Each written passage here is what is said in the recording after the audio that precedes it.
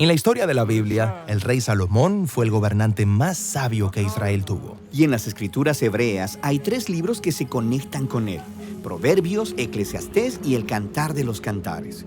Estos transmitieron el legado de la sabiduría de Salomón, pero de una manera sorprendente. Hablemos de cómo leer los libros de Salomón.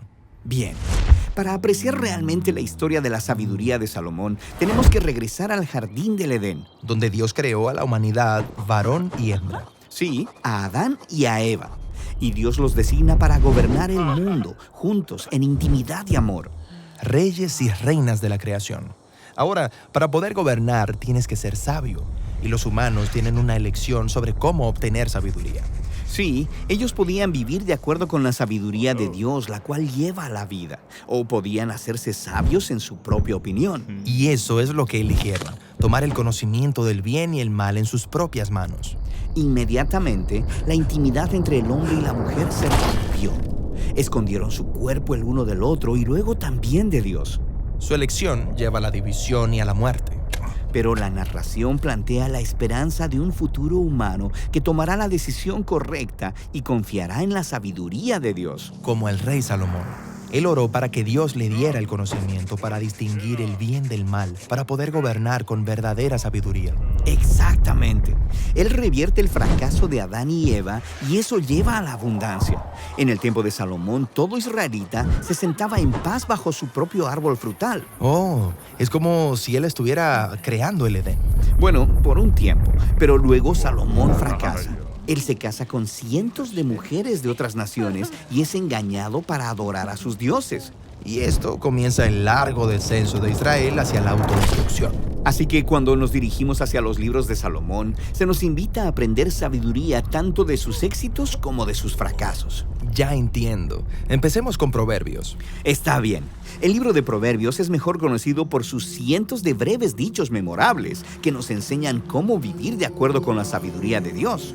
Como, confía en el Señor con todo tu corazón y no te apoyes en tu propio entendimiento.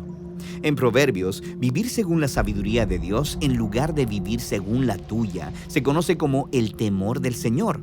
Como en el párrafo inicial del libro, el temor del Señor es el principio de la sabiduría.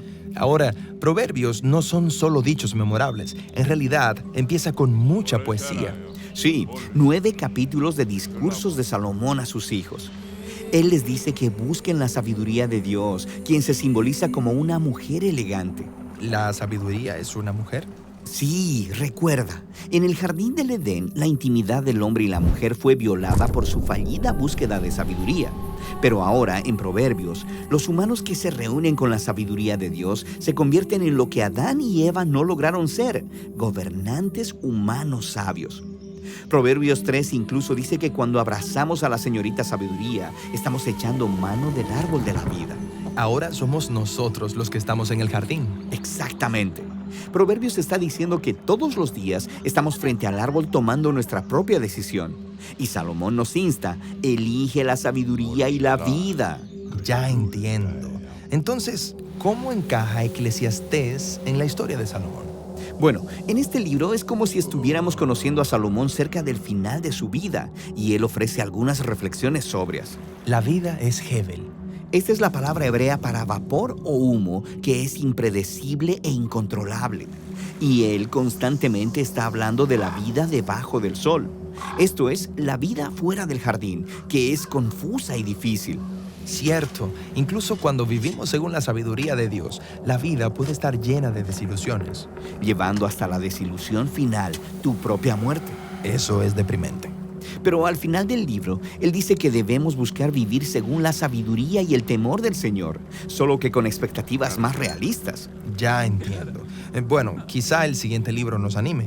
El Cantar de los Cantares, un poema de amor entre un hombre y una mujer, hará que te sonrojes. Sí, en su significado más básico, este libro es poesía romántica hebrea subida de tono. Pero recuerda, en Proverbios, la búsqueda de sabiduría de la humanidad fue representada con el simbolismo de un hombre persiguiendo a una mujer en un jardín. Pero en esta canción es la mujer quien está buscando y anhelando a su amado. Sí, es una imagen poética de la señora sabiduría buscándonos para que podamos tener vida. De hecho, la canción termina con un poema acerca de cómo el amor de la señora es más poderoso que la misma muerte. Así que la canción funciona en dos niveles. Está celebrando el deseo de intimidad de los humanos. Y está diciendo que ese deseo apunta al propósito final de la humanidad, estar unidos a Dios y a su sabiduría. Así podemos gobernar, unidos el uno al otro. Exactamente. Esta es la razón por la que la canción termina con el hombre y la mujer unidos en amor bajo un árbol frutal. Entonces, la historia de Salomón y de estos 3 libros nos invitan a vernos a nosotros mismos en la historia bíblica completa. Sí, tratan de cómo Dios nos diseñó a todos para gobernar el mundo según su sabiduría, para que todos podamos encontrar la verdadera vida.